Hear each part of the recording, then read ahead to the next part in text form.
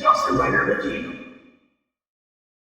Hey YouTube, Dustin Rider here. This is going to be my Every Power Rangers series ranked 2020 edition. If you didn't know, I'm going to be doing my ranking videos updated every year now, including the new series that had premiered, as well as how my opinions have potentially changed on rewatches. I thought that would be kind of a fun thing to do because I do enjoy doing these videos, and you know, rather than just have it be adding in one extra series, I decided not to relook at my old list or rewatch the old videos and see how the rankings may have changed. Outside of some stuff in the top 5, there are some differences, I think, because sometimes when I rewatch series, my opinion changes. Not to mention, sometimes there's series that are so close that they could change on the list depending on what mood I'm in. So that's the kind of changes you will see as this updates. So this will include both seasons of Beast Moprhers as well as Hyperforce, which I believe I forgot to include last time. I might in the future do it where I consolidate the super seasons and the regular seasons into one, but for now I'm still ranking them as 2.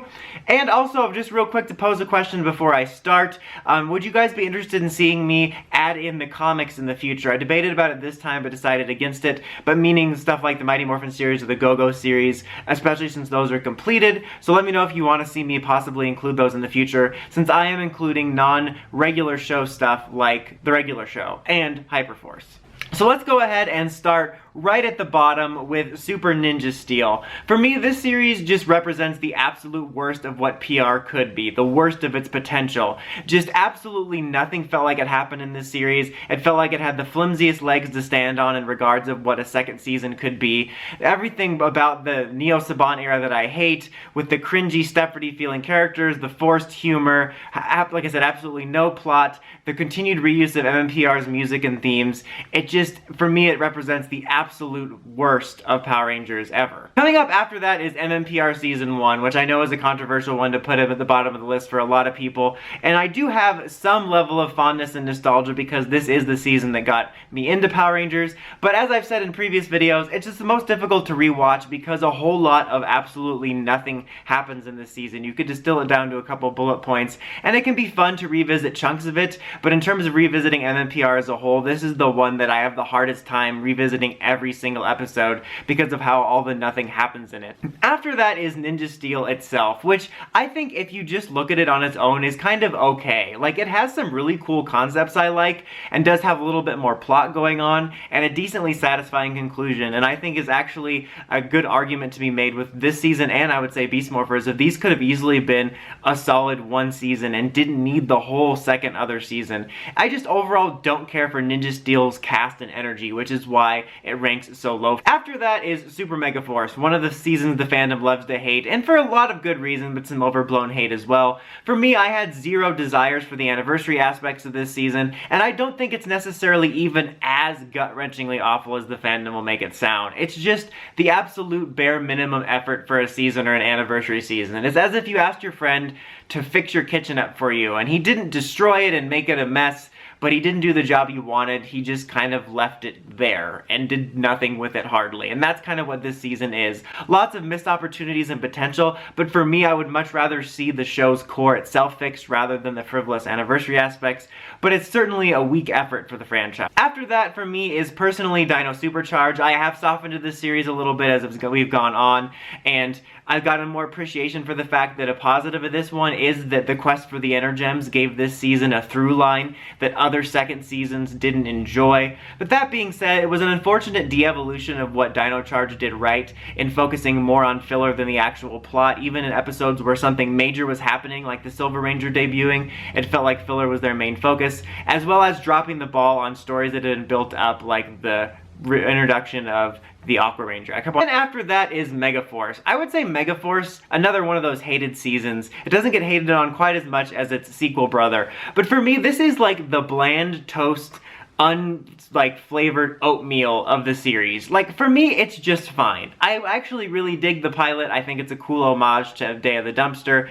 and I dig some of the general setup for it, and some of the setups they did for the hybridization that never got taken advantage of. But at the end of the day, it's just kind of a their series. Like, again, it gets overblown hate in my opinion, where it's just bland toast and people act like it's rotting toast that someone shat on, and it's really just honestly kind of there.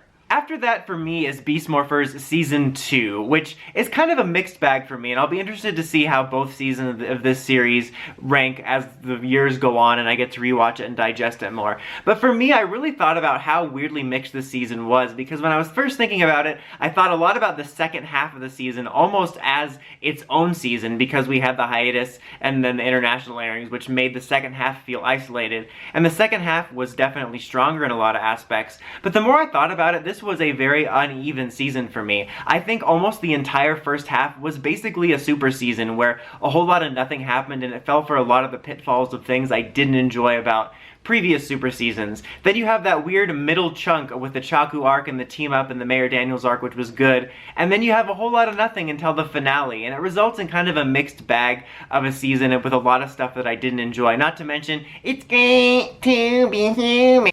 After that is Samurai proper. Honestly, Samurai and Super Samurai overall I think have been my favorites of this last decade of Neo Saban when I get down to it. But Samurai first season was definitely rough and very wooden and stiff. This sounds really sexual, I didn't mean for it to.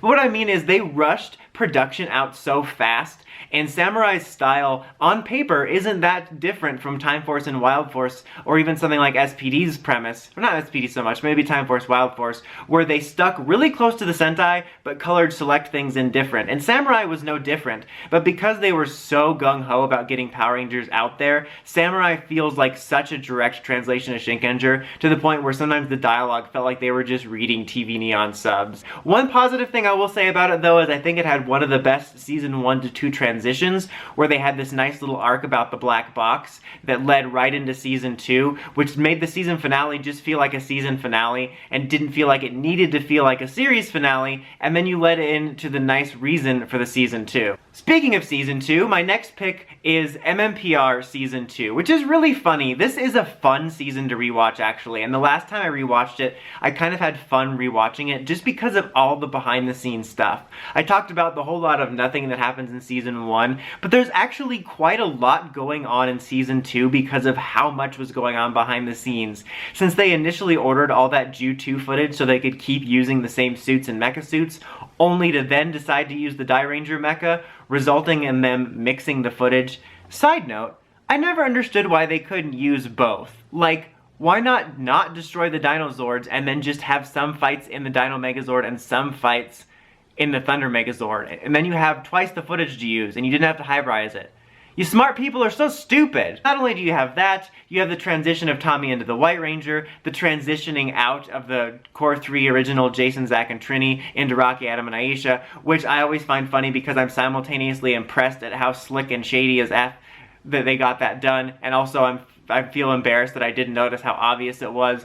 But it's not the best season. It definitely has its cool moments, but I find it to be entertaining to watch because of just how much was going on. Then after that is Beast Morphers proper. I still think the first season was a little bit more solid. In hindsight, I definitely had some slightly rose-tinted glasses for this season, and it has some of the same imperfections I didn't enjoy in the second one. But I think I overall found it to be a little bit more solid and consistent. Mainly because there was a lot of filler in this one too, but you kind of get that inherent grace period of filler, in my opinion, when the series starts, because you kind of almost have to have that grace period of filler where you get to know the characters in the world a little bit. Not necessarily, you can do that with plot too, but I think that made a lot of Beast Morphers regular filler a lot more enjoyable because I was still getting a feel for the characters and world, and it wasn't filler that was happening right up towards the finale. But Beast Morphers in general had a lot of cool ideas I liked and character aspects that I liked, and I just found the first season to be a little bit more solid. Even though the second season did some connections and stuff, that's not enough for me to say that the show is good just because of some references.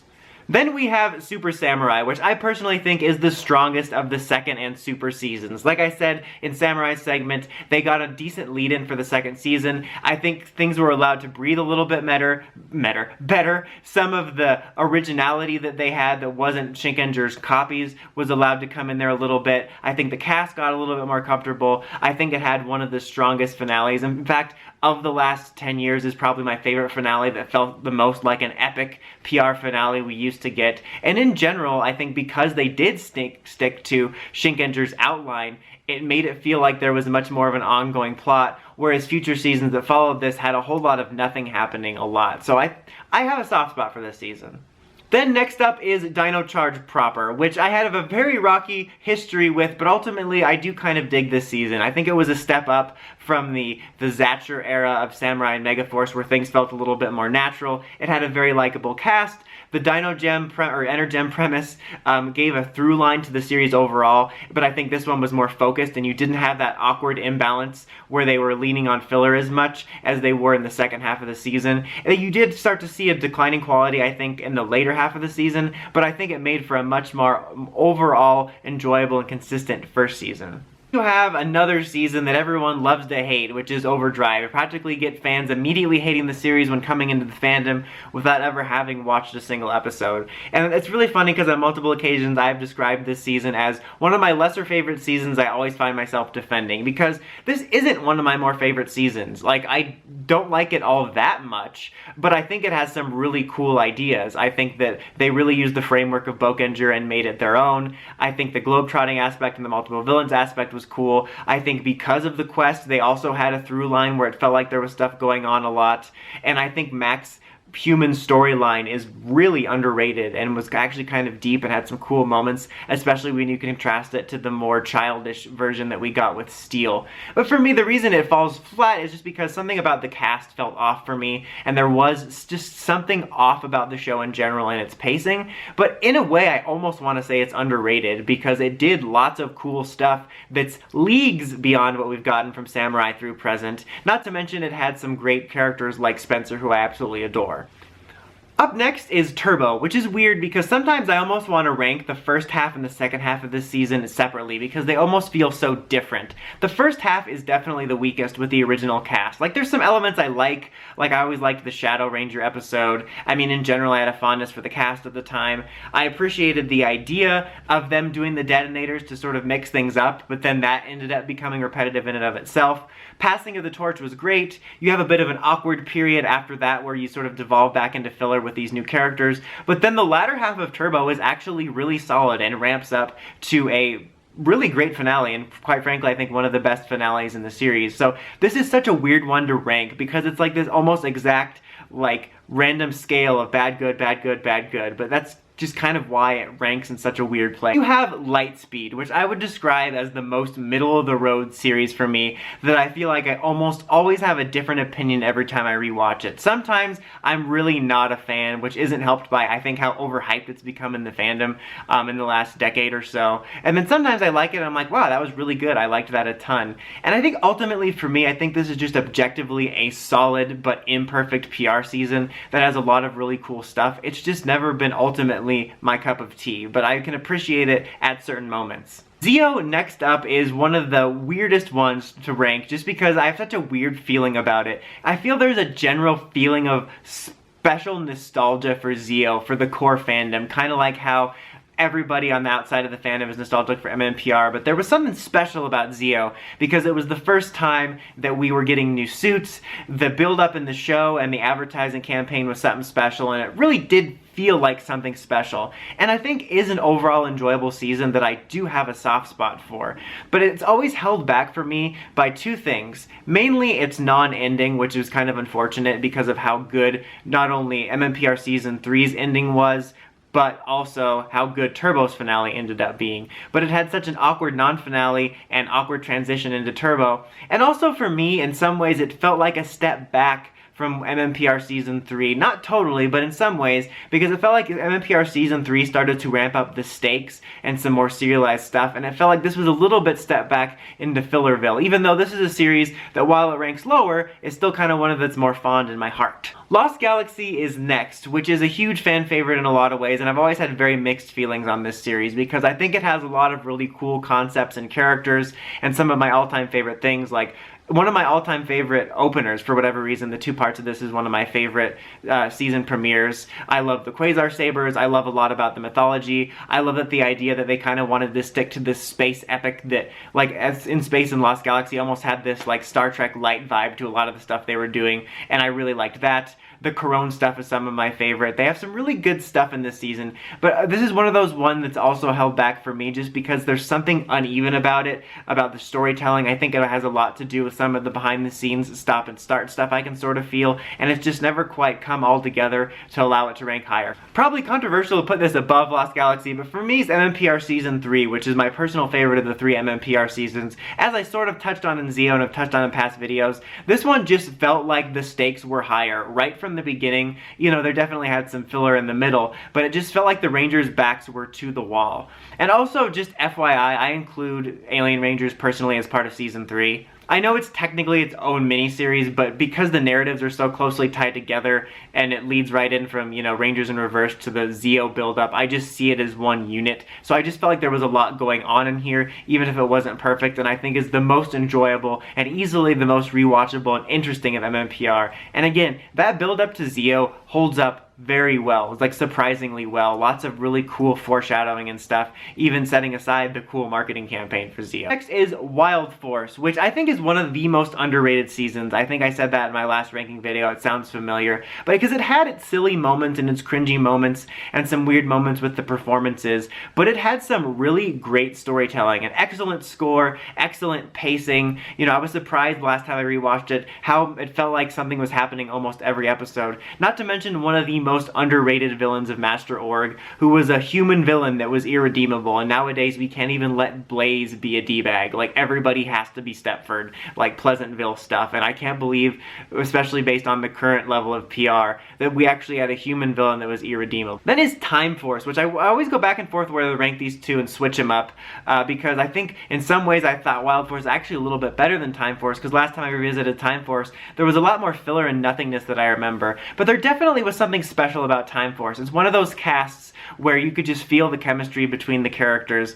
which I really like. And not all of the cast got super highlighted, but I really enjoyed the characters and I felt like a lot of them went through a good, interesting journey. And the storyline with Jen and Rancic and Wes and Eric, you know, they weren't always all tied together, but you know what I mean? All their stories were just so interesting, and it dealt with some much more mature themes and interesting things to think about. And it still, I think, holds up rightfully so as a fan favorite. Now, after that, probably controversial putting this above Time Force, is what I forgot last time, Hyperforce. And this is a weird one because it is the format of a tabletop RPG show where the shows can run over 2 hours into 3 hours. It's not going to be for everybody. It wasn't even for me at first. It took me a while to actually finally check this out. But this was really something special, and I can totally get why even those that are really interested in the story might have a hard time with the format. But for me, of this last era since we came back through now, this had, setting aside the comics, had some of the most true PR spirit for me in terms of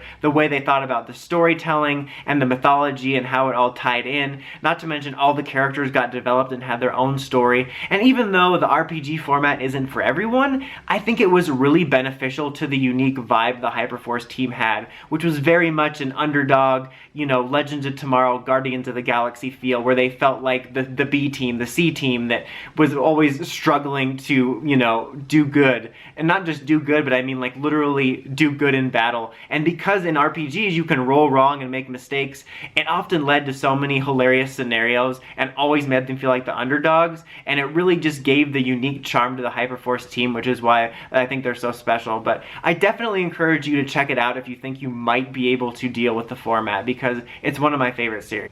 Then you have Power Rangers Jungle Fury, which is not a perfect series. Sort of similar to Overdrive, I have some problems with some of the pacing. There's just something a little bit clunky about some of the pacing in the second half. And I've mentioned before something like the Jungle Master arc. But simply put, this is one of the most fun series for me to rewatch. Like, even though it's not in my top 5 and I'm not like, oh my god, the series is almost perfect, when I think about fun series that I would just rewatch because they're fun and give me a good vibe, this is at the top of the list because I love the cast, I like what they did with the mythology, I just like the general energy, which just even starts with the theme song.